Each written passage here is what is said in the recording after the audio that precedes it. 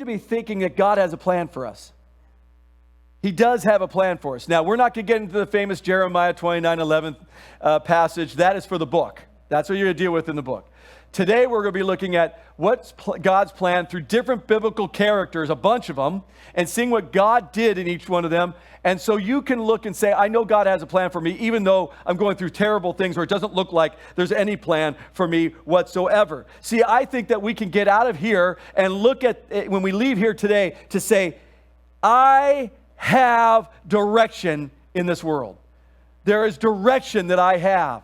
There is something that God has given me, a direction-filled life instead of a direction-less life.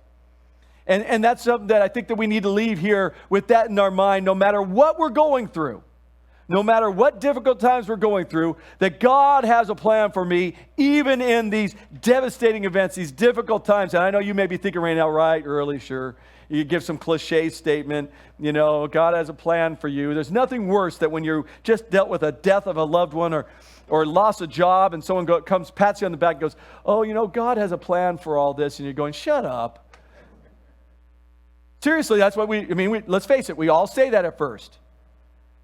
What do we need at that time?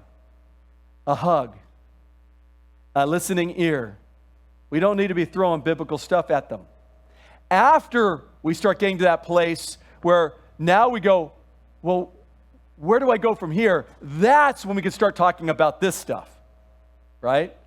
At first, it's just holding on to people.